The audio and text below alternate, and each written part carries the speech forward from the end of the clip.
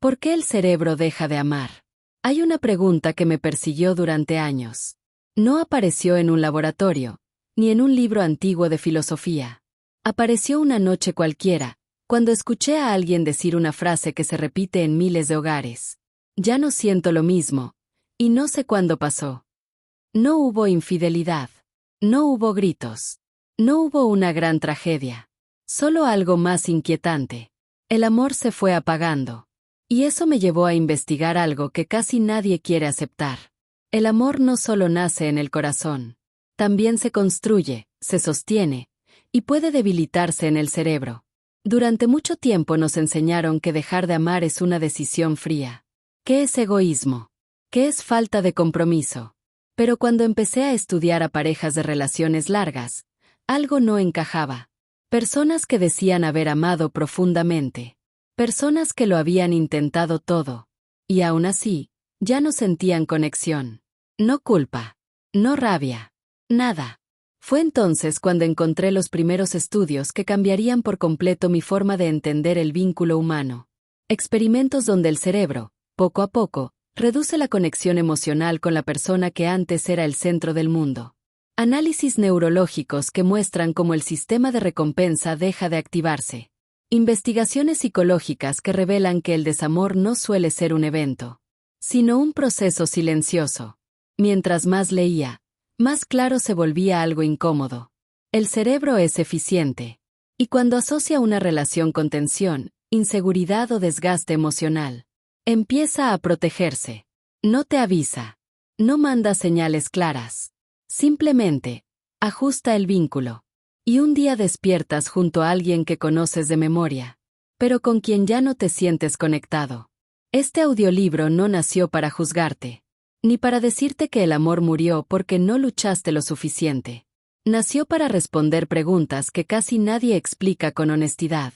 ¿Por qué algunas personas dejan de sentir conexión incluso cuando todo parece estar bien? ¿Qué ocurre en el cerebro cuando un vínculo se vuelve predecible, tenso o emocionalmente inseguro? ¿Se puede fortalecer nuevamente un vínculo que parece haberse apagado, o hay un punto de no retorno? A lo largo de esta investigación te voy a compartir experimentos reales. Estudios con parejas de décadas juntas. Pruebas neurológicas que muestran cuando el cerebro empieza a retirarse emocionalmente. Y lo más importante, ¿qué hacen las personas que logran reconstruir el vínculo antes de que el cerebro cierre la puerta emocional? Si alguna vez sentiste que la conexión se estaba debilitando, si alguna vez te preguntaste por qué ya no sentías lo mismo, o si temes que eso esté ocurriendo ahora mismo, quédate, porque entender cómo el cerebro aprende a soltar un vínculo es el primer paso para decidir, con libertad y conciencia, si aún se puede fortalecer, o si es momento de tomar una decisión honesta. Capítulo 1. El experimento que demostró que el vínculo puede debilitarse. Durante mucho tiempo creí que el vínculo entre dos personas era algo sólido. Una vez que se construía, pensaba, debía mantenerse casi por inercia. Como si amar fuera un estado estable, y no un proceso vivo. Pero esa idea empezó a romperse cuando encontré un experimento sencillo, inquietante, y casi nunca mencionado fuera del ámbito académico. Un experimento que no buscaba destruir el amor. Solo observar qué ocurre cuando el cerebro deja de recibir seguridad emocional dentro de una relación. El estudio se realizó con parejas de larga duración. No eran relaciones conflictivas. No había violencia. No había traiciones. Eran parejas normales. Funcionales. Como millones de las que existen hoy. Los investigadores no provocaron discusiones. No introdujeron crisis artificiales. Hicieron algo mucho más sutil. Redujeron, poco a poco, las señales de conexión emocional.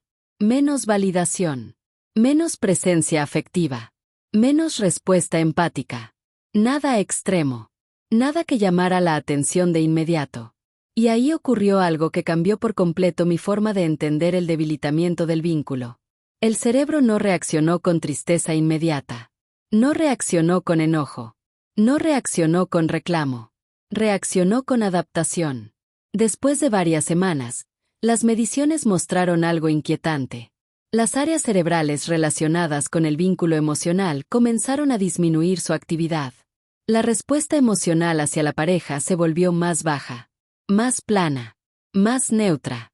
No porque la persona hubiera decidido amar menos, sino porque su cerebro estaba aprendiendo a sentir menos para protegerse.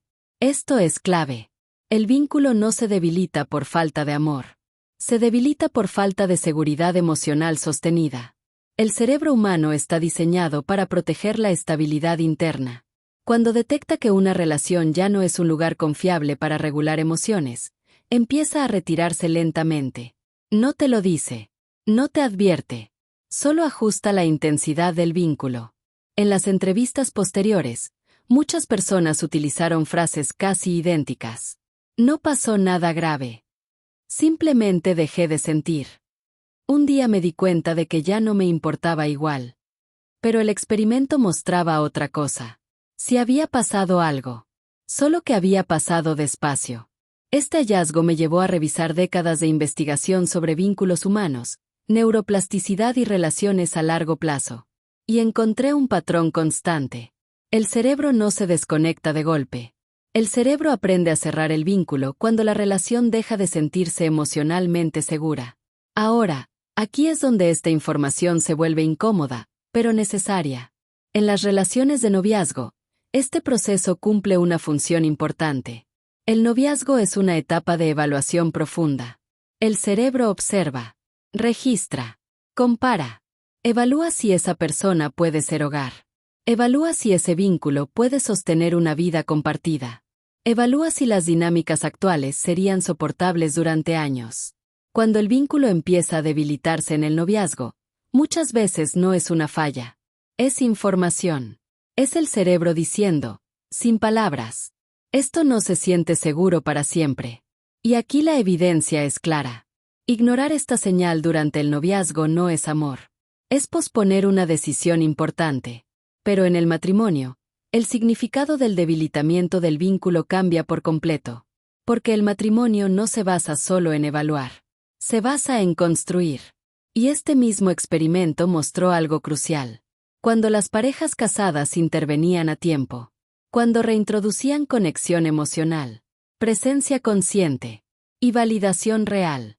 El cerebro volvía a activar las redes del vínculo. Esto significa algo poderoso. El debilitamiento del vínculo no siempre es el final. A veces es una alarma. Una alarma que señala que la relación necesita atención, no abandono.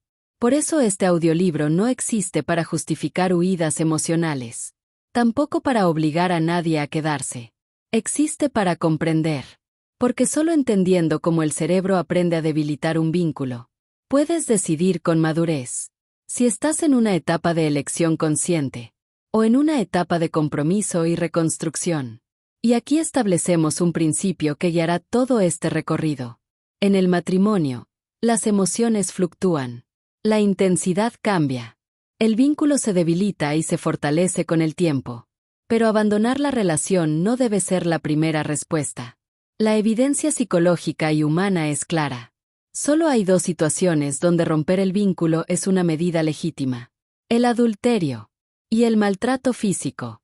Fuera de estos casos, el debilitamiento del vínculo es una señal de trabajo pendiente, no una sentencia definitiva.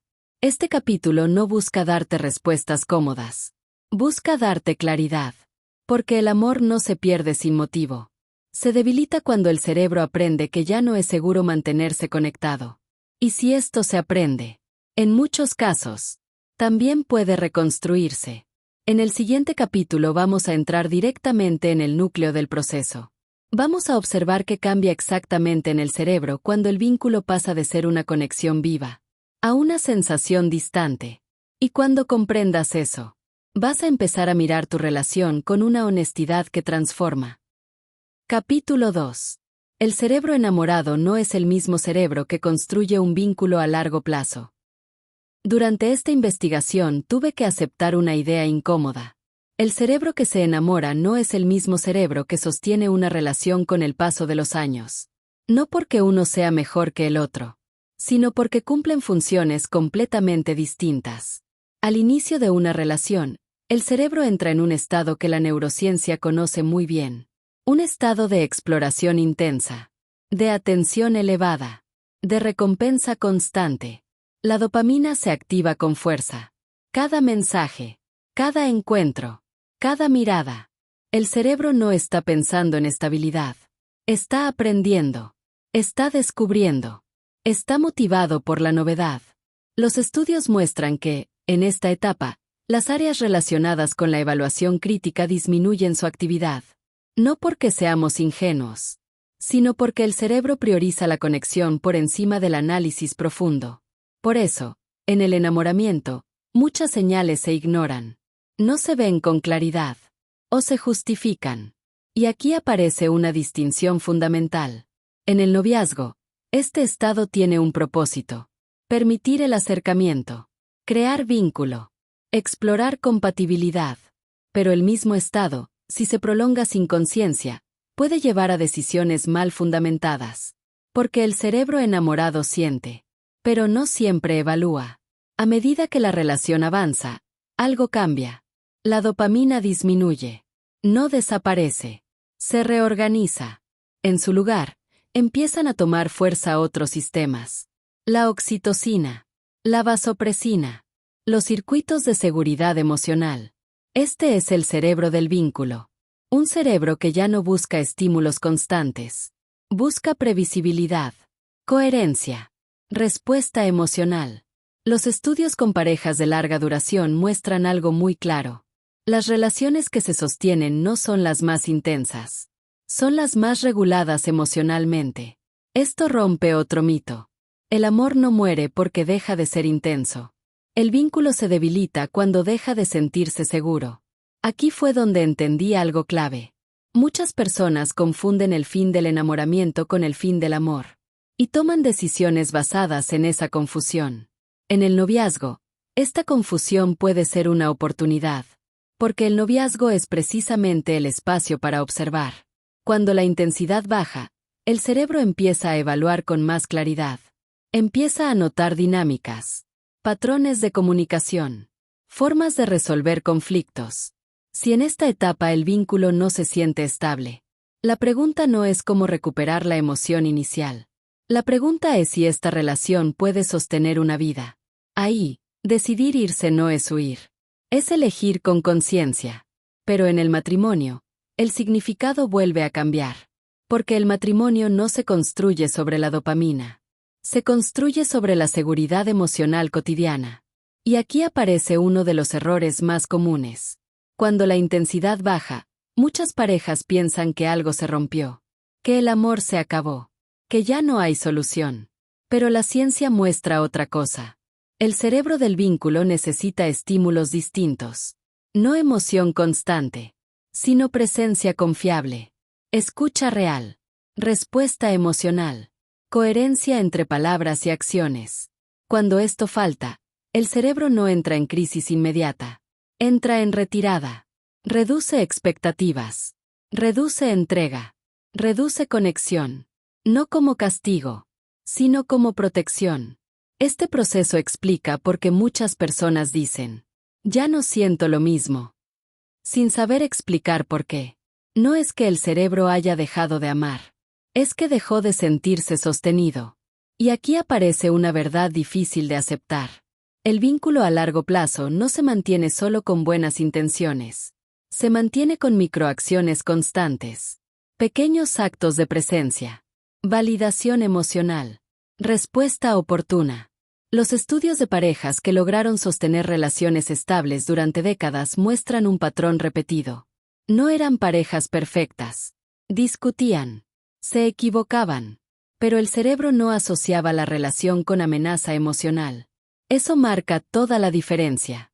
En este punto de la investigación entendí algo fundamental. En el matrimonio, el debilitamiento del vínculo no es una señal para huir. Es una señal para intervenir. Salvo en dos casos donde la evidencia humana y psicológica es clara. El adulterio y el maltrato físico. Fuera de eso, el cerebro puede reaprender. Puede reconstruir asociaciones. Puede volver a conectar. Pero solo si hay intención consciente. Este capítulo no pretende idealizar el amor a largo plazo. Pretende hacerlo comprensible. Porque cuando entiendes que el cerebro que se enamora y el cerebro que sostiene un vínculo son distintos, dejas de exigirle a tu relación lo que no puede dar, y empiezas a construir lo que sí puede sostener. En el siguiente capítulo vamos a entrar en una de las causas más silenciosas del debilitamiento del vínculo. No los grandes conflictos, sino las pequeñas decepciones que se repiten sin resolverse. Y ahí, muchas personas se van a reconocer. Capítulo 3. Cómo el cerebro asocia el vínculo con esfuerzo, tensión o amenaza. Durante mucho tiempo creí que el desgaste en una relación provenía de los grandes conflictos. Las peleas fuertes, las crisis visibles, los momentos límite. Pero cuando empecé a revisar los estudios con más atención, descubrí algo inquietante. La mayoría de los vínculos no se debilitan por explosiones emocionales. Se debilitan por acumulación. Pequeñas experiencias. Repetidas. Constantes. El cerebro no evalúa una relación por promesas. La evalúa por patrones. Y aquí aparece uno de los mecanismos más importantes de esta investigación. El condicionamiento emocional. Cada vez que una persona busca apoyo y no lo recibe, el cerebro registra. Cada vez que expresa algo importante y se siente minimizada, el cerebro registra. Cada vez que necesita cercanía y encuentra distancia, el cerebro registra. No como un evento aislado, sino como una tendencia. Los estudios en psicología del aprendizaje muestran que el cerebro no necesita experiencias extremas para aprender. Necesita repetición. Cuando una relación empieza a generar más tensión que alivio, el cerebro hace lo que mejor sabe hacer. Aprende a protegerse. Y lo hace de forma muy precisa. Reduce la expectativa emocional. Reduce la inversión afectiva. Reduce la conexión. No para castigar, sino para evitar el desgaste. En uno de los experimentos más reveladores que encontré, se expuso a parejas a situaciones cotidianas de frustración leve. No discusiones. No conflictos intensos. Situaciones comunes. Interrupciones. Respuestas tardías. Falta de atención. Cambios de tema cuando algo era importante. Nada que pareciera grave. Pero al medir la respuesta cerebral después de semanas, ocurrió algo contundente. Las áreas asociadas al vínculo emocional empezaron a activarse menos ante la imagen o la voz de la pareja. El cerebro estaba asociando la relación con esfuerzo. Y esto cambia por completo la forma de entender el desgaste. Porque no es que la persona piense: esta relación es peligrosa. El cerebro siente: esta relación me cuesta. Y el cerebro humano evita lo que cuesta emocionalmente de forma constante. Aquí aparece una verdad incómoda. Muchas personas creen que el amor se demuestra aguantando, soportando, callando. Pero los estudios muestran lo contrario. Cuando una persona se obliga a callar para mantener la paz, el cerebro no siente paz. Siente tensión contenida. Y la tensión sostenida se traduce en distancia emocional. Esto explica por qué hay relaciones donde ya no hay peleas. Pero tampoco hay cercanía. No hay conflicto. Pero tampoco hay vínculo vivo. El cerebro aprendió que expresar no sirve. Que acercarse no es seguro. Que esperar respuesta genera frustración. Entonces deja de intentar. Este proceso es especialmente importante de entender en el noviazgo. Porque en el noviazgo, el cerebro todavía está decidiendo. Está recopilando evidencia. Cuando una relación de noviazgo empieza a sentirse pesada, cuando la conexión exige más esfuerzo que disfrute, esa información no debe ignorarse. No porque la relación sea mala, sino porque no todo vínculo está hecho para convertirse en hogar. Elegir con conciencia en esta etapa es un acto de madurez, no de egoísmo. Pero en el matrimonio, este mismo proceso tiene otra lectura. Porque el matrimonio no se trata solo de cómo se siente hoy. Se trata de lo que se construye con intención. Y aquí aparece una diferencia clave. En el matrimonio, cuando el vínculo empieza a asociarse con tensión, no significa que la relación esté perdida. Significa que algo no está siendo atendido. El cerebro no está diciendo: huye. Está diciendo: esto necesita ajuste. Y aquí la evidencia es clara. Mientras no exista adulterio ni maltrato físico, el vínculo puede repararse. Pero no con palabras bonitas, sino con cambios concretos. Los estudios muestran que el cerebro necesita nuevas asociaciones, experiencias repetidas donde acercarse no genere frustración, donde expresarse tenga respuesta, donde la presencia sea consistente. Sin eso, el cerebro seguirá aprendiendo a cerrarse. Este capítulo no busca generar culpa, busca generar comprensión. Porque cuando entiendes que el vínculo se debilita por acumulación de tensión, dejas de buscar un culpable y empiezas a observar patrones. Y eso es poder. En el siguiente capítulo vamos a entrar en un fenómeno todavía más silencioso. La habituación emocional. Cuando nada duele, pero tampoco nada conecta. Y ahí, muchas personas se van a sorprender de lo que van a reconocer. Haciendo una pequeña pausa. Si estos audiolibros de manera gratuita te están ayudando, no olvides ayudarnos en suscribirte en este momento, así podremos saber que son de tu interés y que puedas tener mayor contenido que te ayude. Capítulo 4. La habituación emocional, cuando el vínculo se vuelve neutro. Hubo un momento en esta investigación en el que entendí algo inquietante. El vínculo no siempre se rompe. A veces simplemente deja de sentirse. No hay discusiones. No hay heridas abiertas. No hay crisis visibles. Solo neutralidad. Y la neutralidad emocional, aunque parece inofensiva, es uno de los estados más peligrosos para una relación. La psicología llama a este proceso habituación. El cerebro se acostumbra. Se acostumbra a la presencia. Se acostumbra a la voz. Se acostumbra a la rutina. Pero lo que pocos entienden es que el cerebro no se habitúa al amor. Se habitúa a la forma en que ese amor se expresa. En los estudios sobre habituación emocional, los investigadores observaron algo muy claro.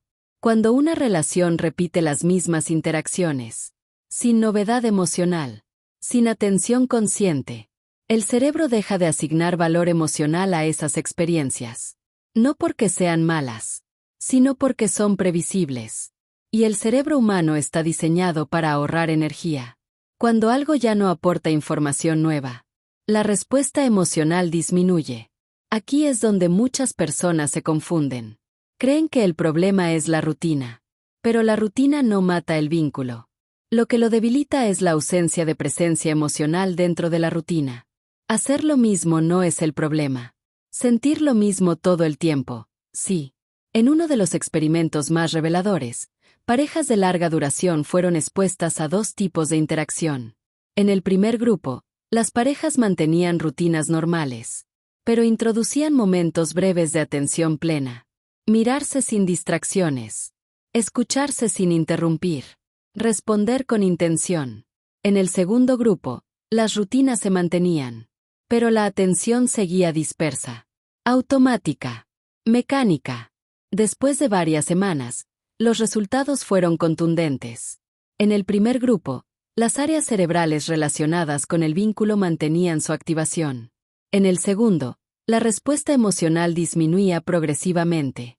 No hubo peleas. No hubo conflicto. Solo ausencia de presencia. Esto explica por qué muchas personas dicen: no estamos mal, pero tampoco estamos bien. El vínculo no duele, pero tampoco nutre. Y aquí aparece una distinción importante. En el noviazgo, la habituación emocional es una señal crítica, porque el noviazgo no es solo para convivir. Es para observar si la conexión se mantiene viva cuando la novedad baja. Si en esta etapa el vínculo se vuelve neutro demasiado pronto, no es falta de esfuerzo. Es información. Información que ayuda a decidir con claridad si esta relación tiene futuro. Ignorar esa neutralidad en el noviazgo suele llevar a compromisos sostenidos por inercia, no por convicción. Pero en el matrimonio, la habituación tiene otra lectura. Porque el matrimonio no busca novedad constante. Busca profundidad. Y la profundidad no nace de estímulos nuevos, sino de intención renovada. El problema aparece cuando la habituación se confunde con normalidad. Cuando se deja de invertir atención consciente. Cuando el otro se vuelve paisaje emocional. El cerebro, al no recibir señales de relevancia, empieza a reducir la conexión.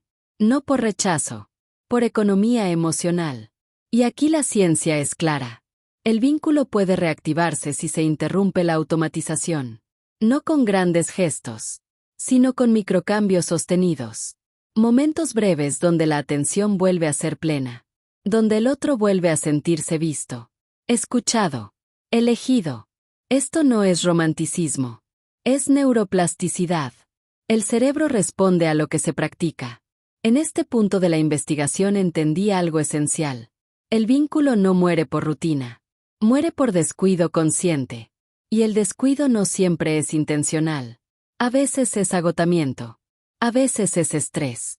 A veces es dar por sentado. Por eso, en el matrimonio, la habituación emocional no es un veredicto. Es una invitación a intervenir. Salvo, nuevamente, en dos casos donde la relación deja de ser un espacio legítimo. El adulterio y el maltrato físico. Fuera de eso, la neutralidad emocional puede transformarse. Pero solo si se reconoce. Este capítulo no busca alarmar. Busca despertar. Porque cuando entiendes que el vínculo se apaga por habituación, dejas de perseguir emociones intensas. Y empiezas a cuidar la presencia. En el siguiente capítulo vamos a entrar en una de las dinámicas más silenciosas y dañinas. El silencio emocional. Cuando ya no se pelea. Pero tampoco se habla. Y ahí, muchas personas se van a reconocer más de lo que imaginan. Capítulo 5. El silencio emocional y su impacto invisible. Durante mucho tiempo pensé que una relación sin peleas era una relación sana. Que cuando el conflicto desaparecía, algo se había resuelto. La investigación me obligó a aceptar lo contrario. Muchas veces, cuando las discusiones desaparecen, no es porque el vínculo esté fuerte. Es porque alguien dejó de hablar. Y el silencio emocional no llega de golpe. Se instala lentamente. Primero se dejan pasar comentarios. Luego se evitan temas. Después se aprende a callar lo que duele. No por falta de amor, sino por cansancio. El cerebro aprende rápido que conversaciones generan tensión. Que intentos de expresión terminan en incomprensión. Que emociones no encuentran respuesta. Y cuando el costo emocional es alto, el cerebro hace algo lógico. Deja de intentar. Los estudios sobre comunicación en parejas muestran algo contundente. El silencio no es neutral. El silencio enseña al cerebro que expresar no vale la pena. En uno de los experimentos más reveladores, se analizó a parejas que reportaban paz en la relación. No discutían. No se gritaban. No tenían conflictos visibles. Pero al medir indicadores fisiológicos y neuronales, apareció algo inquietante. Altos niveles de activación interna. Tensión contenida. Distancia emocional. La paz no era paz. Era evitación. Cuando una persona guarda lo que siente, el vínculo no se fortalece. Se vuelve frágil. Porque el vínculo necesita intercambio emocional para mantenerse vivo. Necesita fricción saludable. Necesita verdad. Aquí aparece una de las trampas más comunes. Muchas personas creen que amar es no incomodar. No exigir. No confrontar. Pero el cerebro no interpreta eso como amor. Lo interpreta como desconexión progresiva. El silencio emocional es especialmente peligroso porque parece funcional. La relación sigue. La rutina se mantiene. Las responsabilidades se cumplen. Pero el vínculo se vacía por dentro. Y este proceso tiene lecturas distintas según la etapa de la relación. En el noviazgo, el silencio emocional es una señal crítica. Porque el noviazgo es el espacio donde se observa cómo se manejan las diferencias. Si una persona aprende a callar para sostener la relación, esa dinámica no desaparece con el tiempo. Se consolida. Elegir continuar un noviazgo donde el silencio reemplaza al diálogo. No es un acto de amor. Es un acto de autoabandono. Aquí, decidir irse no es rendirse. Es elegir una vida emocional posible. Pero en el matrimonio, el silencio tiene otro significado. Porque en el matrimonio, el vínculo merece ser defendido. No ignorado. El silencio emocional en una relación consolidada. No es una sentencia. Es una alerta. Una alerta que indica que el vínculo necesita espacios seguros para volver a hablar. Y aquí la investigación es clara. Las parejas que logran revertir el silencio no son las que hablan más. Son las que escuchan mejor. No interrumpen. No invalidan. No minimizan. Crean experiencias repetidas donde hablar no duele. Y el cerebro responde. Empieza a bajar la tensión interna. Empieza a asociar la expresión con alivio, no con riesgo. Empieza a reabrir el vínculo. Pero esto requiere intención consciente. Porque el silencio no se rompe con una conversación. Se rompe con coherencia sostenida. Y aquí volvemos a establecer un límite claro. En el matrimonio, luchar por el vínculo es valioso. Es necesario. Es humano. Pero hay dos silencios que no deben normalizarse jamás. El silencio frente al adulterio. Y el silencio frente al maltrato físico. Ahí, el silencio deja de ser una dinámica. Y se convierte en daño. Fuera de esos casos, el silencio emocional puede transformarse. Pero solo si se reconoce. Este capítulo no busca culparte por haber callado. Busca explicarte por qué tu cerebro aprendió a hacerlo. Porque cuando entiendes que el silencio es una estrategia de protección, dejas de juzgarte y empiezas a preguntarte qué necesita el vínculo para volver a hablar. En el siguiente capítulo vamos a observar el momento exacto en que el cerebro empieza a cerrar el vínculo. No con drama, no con gritos, sino con una decisión interna que casi nadie nota. Y ahí, muchas personas van a entender cosas que llevaban años sintiendo sin poder nombrar. Capítulo 6. El momento exacto en que el cerebro empieza a cerrar el vínculo. Hubo una pregunta que apareció una y otra vez durante esta investigación. No en los estudios. No en los libros. En los relatos personales. ¿Cuándo empezó todo a cambiar? La mayoría de las personas no saben responderla. Dicen frases como, no sé en qué momento pasó.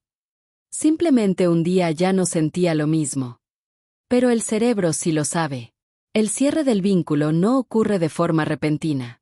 Ocurre cuando el cerebro toma una decisión silenciosa. Una decisión que no pasa por la conciencia. Pasa por la experiencia repetida.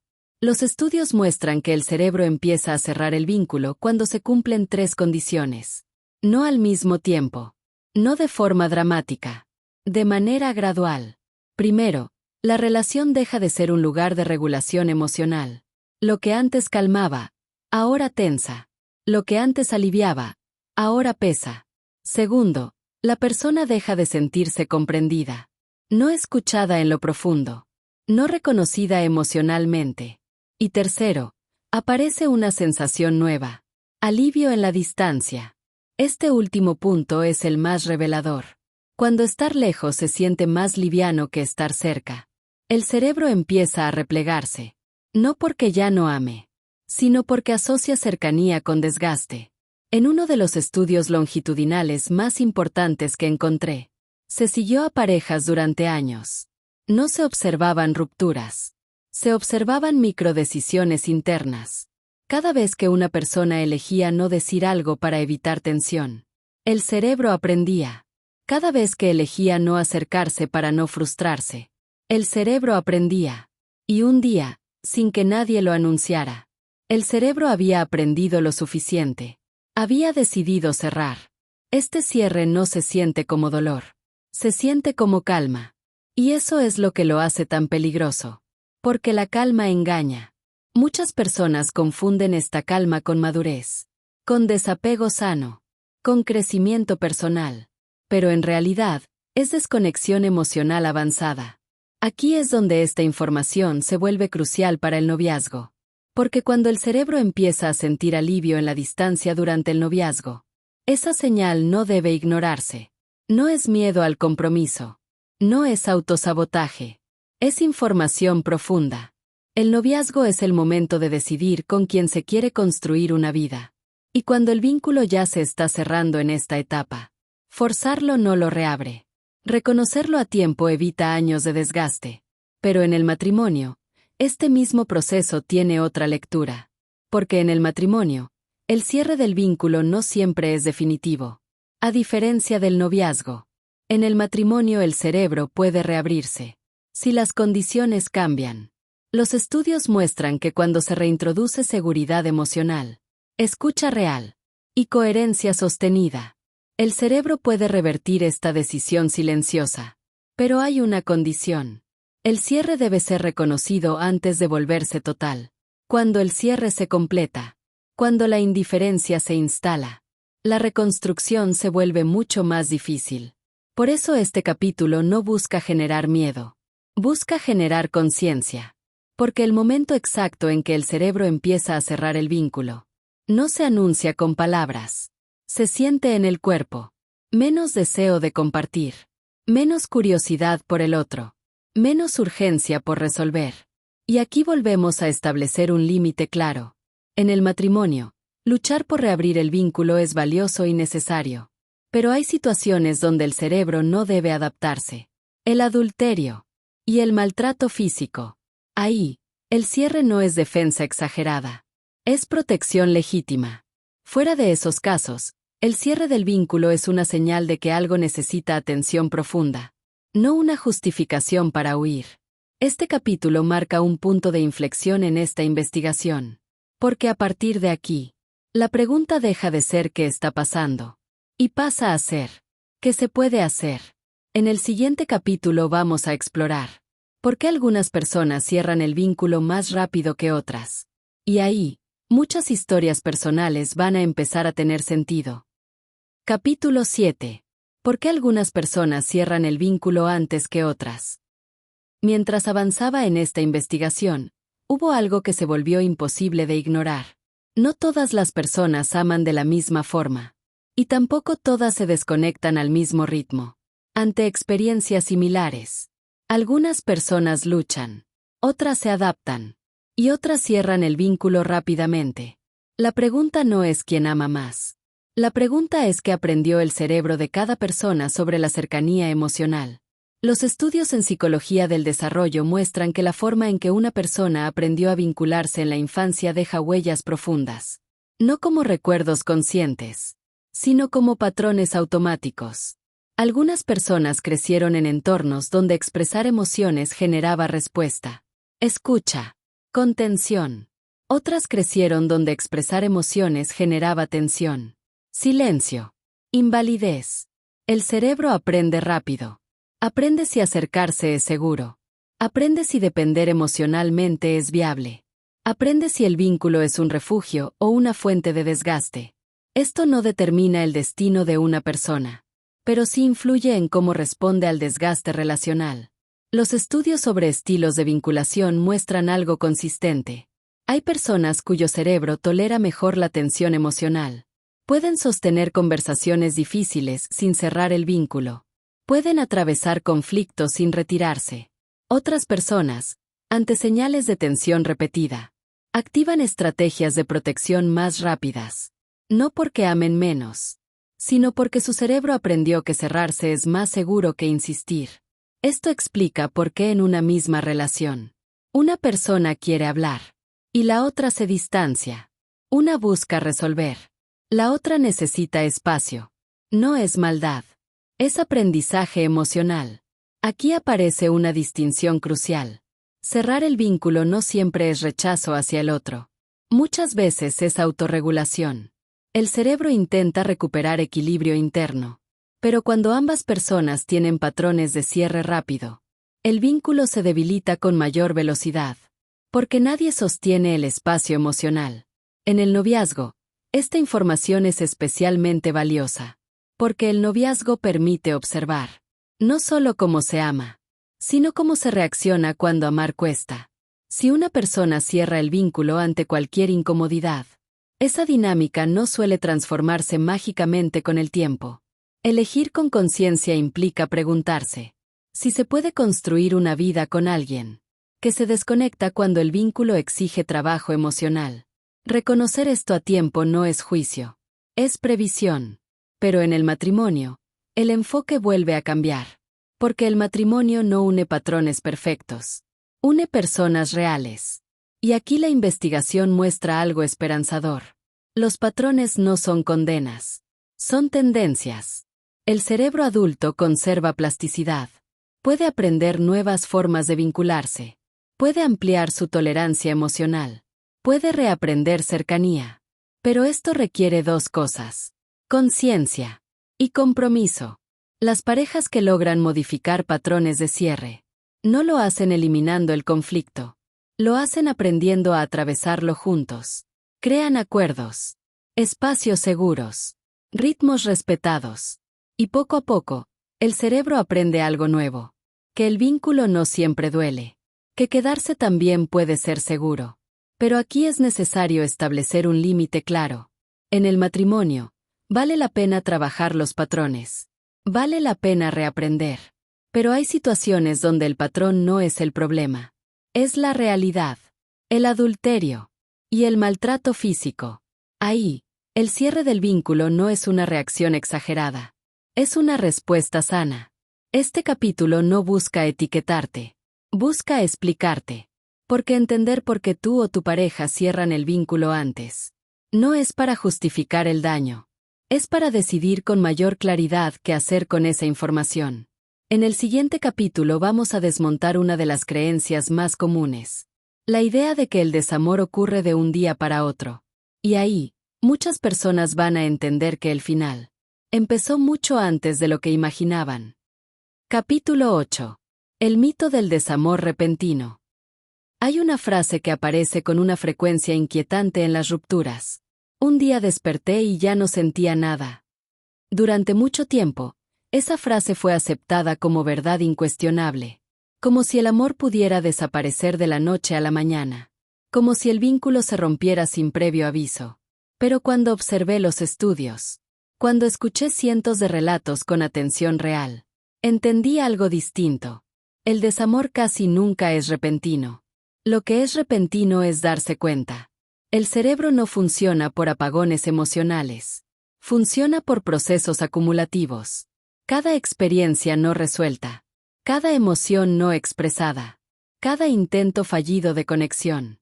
Todo queda registrado. No como recuerdos conscientes, sino como asociaciones internas. En investigaciones longitudinales con parejas, se observó algo muy claro. Meses, incluso años antes de una ruptura. El cerebro ya había empezado a retirarse emocionalmente. Menos activación ante la voz del otro. Menos interés espontáneo. Menos urgencia por reparar. Pero como la relación seguía funcionando en lo práctico, nadie lo nombraba. Hasta que el vínculo ya estaba demasiado debilitado. Aquí aparece una de las trampas más comunes. Las personas creen que si no hay conflicto, no hay problema. Pero la ausencia de conflicto no es sinónimo de conexión. El cerebro puede estar cerrándose, mientras la relación parece estable desde afuera. Esto explica por qué algunas rupturas toman por sorpresa a una de las partes. Mientras una persona siente que todo estaba bien, la otra lleva tiempo procesando una desconexión interna. No porque haya planeado irse, sino porque su cerebro se fue adaptando al distanciamiento. Y aquí aparece una distinción fundamental. En el noviazgo, este proceso tiene un sentido evolutivo.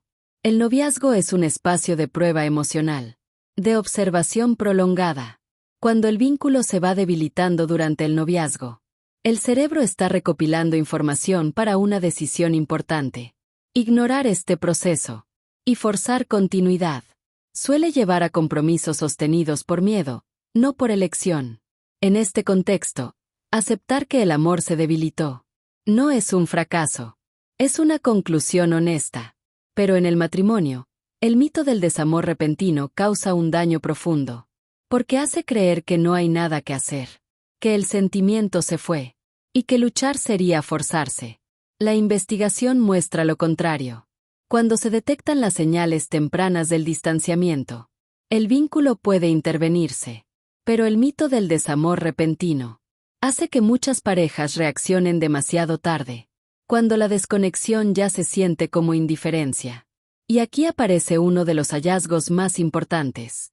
Las personas que creen que dejaron de amar de golpe, suelen reconocer, al mirar atrás, que dejaron de hablar antes, de intentar antes, de acercarse antes.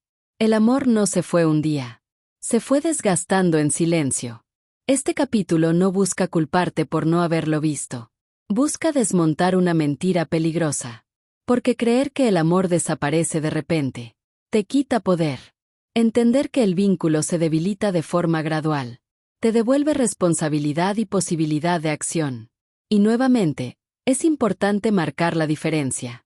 En el noviazgo, reconocer este proceso permite decidir con claridad si se quiere seguir o no.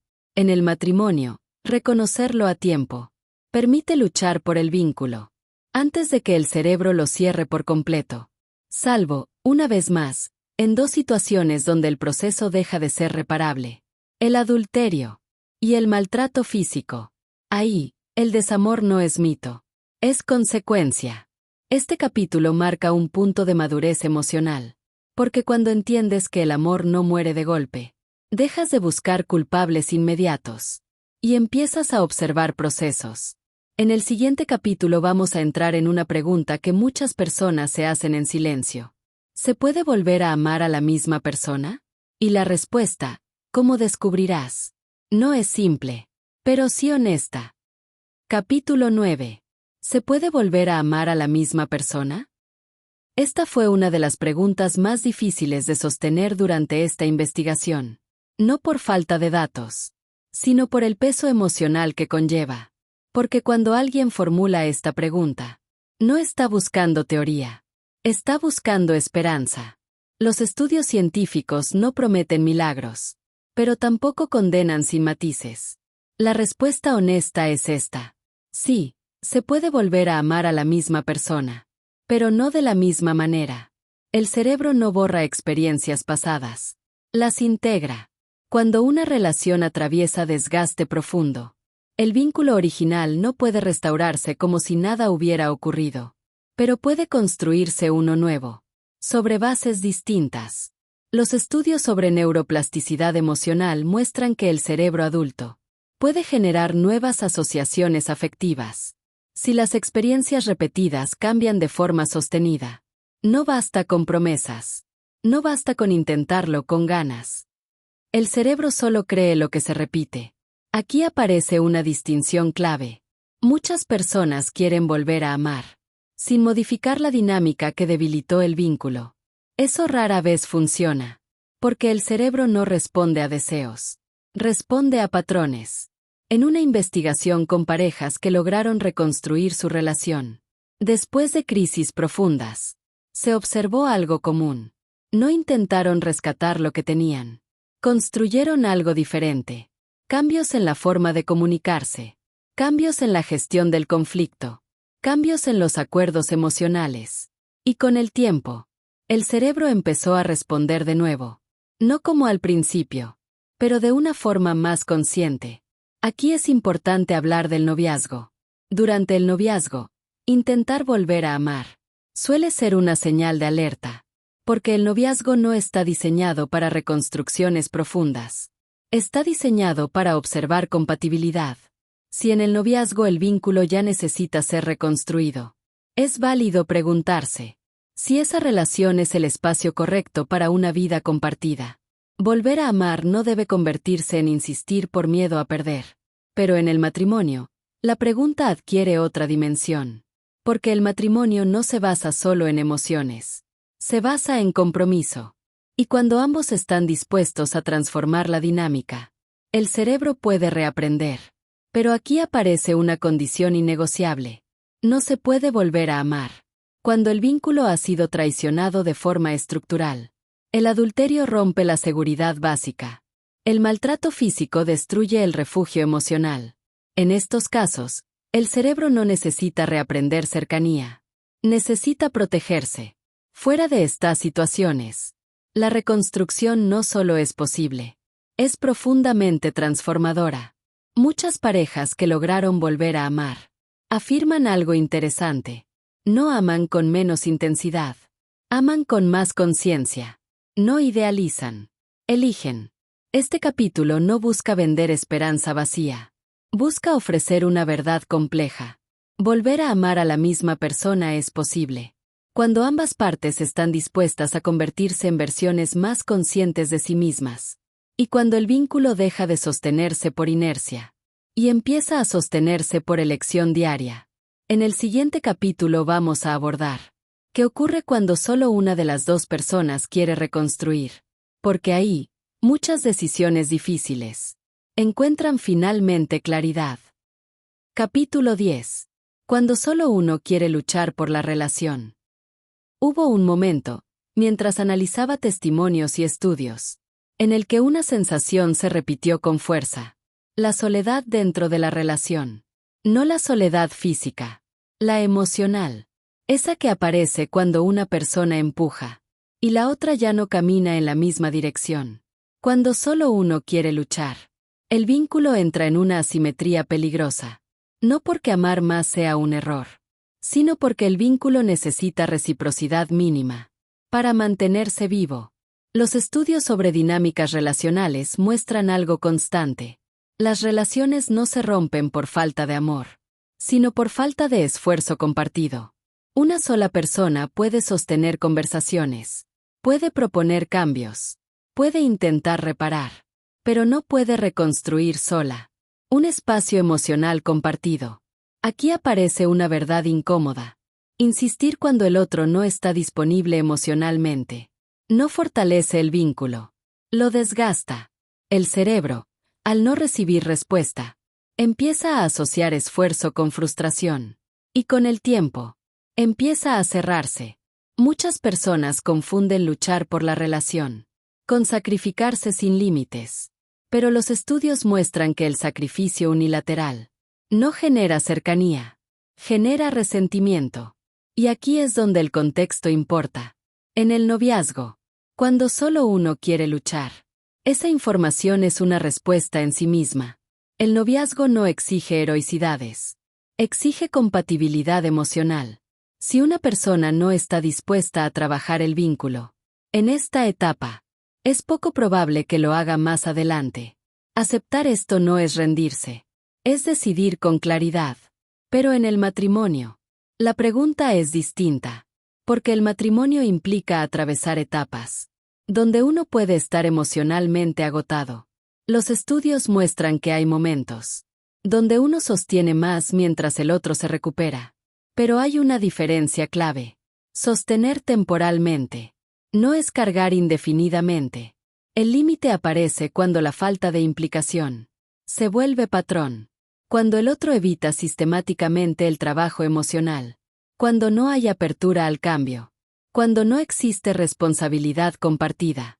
Ahí, luchar deja de ser un acto de amor. Y se convierte en una forma de negación. Y aquí volvemos a establecer los límites fundamentales.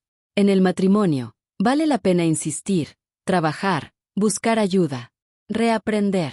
Pero no cuando existe adulterio. No cuando existe maltrato físico. En esos casos, el desequilibrio no es emocional. Es estructural. Este capítulo no busca decirte qué hacer. Busca ayudarte a evaluar dónde estás. Porque luchar por una relación solo tiene sentido cuando el otro también está dispuesto a sostener el vínculo, aunque sea de forma imperfecta. Cuando solo uno lucha, la pregunta no es cuánto amor hay, es cuánto espacio hay para que ese amor crezca. En el siguiente y último capítulo de esta parte de la investigación, vamos a abordar una decisión que muchas personas evitan. Cuando luchar fortalece el vínculo. Y cuando soltar es el acto más honesto. Capítulo 11. ¿Cuándo luchar y cuándo soltar sin traicionarte? Esta fue, sin duda, la pregunta más difícil de responder durante toda esta investigación. Porque no es una pregunta teórica. Es una pregunta vital. ¿Cuándo insistir es amor? ¿Y cuándo insistir es negarte a ti mismo?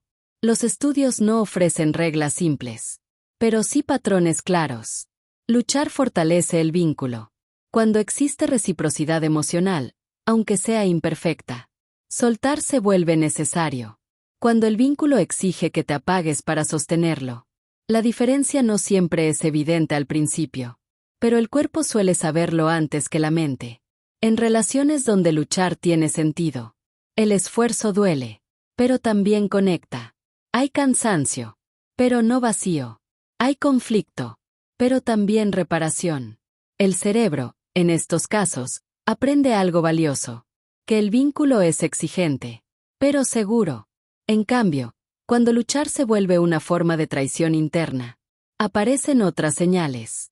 El esfuerzo no acerca, El diálogo no transforma. La esperanza se sostiene solo en recuerdos. El cerebro empieza a activarse en modo de supervivencia. No busca conexión. Busca alivio. Aquí aparece una distinción crucial. Muchas personas creen que soltar es abandonar. Pero soltar no siempre implica irse. A veces implica dejar de forzar, de perseguir, de cargar solo. Soltar también puede ser redefinir expectativas y observar con honestidad. En el noviazgo, esta distinción es especialmente clara. El noviazgo es el espacio para elegir, no para sacrificarse. Si para sostener el vínculo necesitas disminuirte, callarte o traicionar tus valores, la relación no te está preparando para una vida compartida. Elegir soltar en esta etapa no es fracaso, es coherencia. Pero en el matrimonio, la ecuación cambia, porque el matrimonio no se sostiene solo en emociones.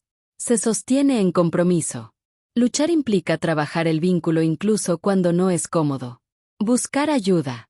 Reaprender formas de conexión. Sostener procesos. Pero aquí aparecen límites innegociables. Hay situaciones donde luchar no es virtud. Es riesgo. El adulterio rompe la base de seguridad emocional. El maltrato físico destruye el espacio de cuidado. En estos casos, soltar no es rendirse, es protegerse. Fuera de estas dos situaciones, la investigación muestra que muchas relaciones no se rompen por imposibilidad, sino por agotamiento mal entendido. Cuando las personas confunden cansancio con final, pierden la oportunidad de atravesar una etapa transformadora. Este capítulo no pretende darte respuestas cerradas. Pretende devolverte criterio. ¿Por qué decidir cuándo luchar? ¿Y cuándo soltar? No se trata de seguir fórmulas externas. Se trata de observar si el vínculo te permite ser quien eres, mientras trabajas por quien pueden llegar a ser juntos. Si luchar te acerca a ti mismo, probablemente valga la pena. Si luchar te aleja de ti, es momento de detenerte y mirar con honestidad. Aquí cerramos esta parte de la investigación. Pero no cerramos la conversación, porque entender el vínculo no es el final del camino, es el inicio de una forma más consciente de amar.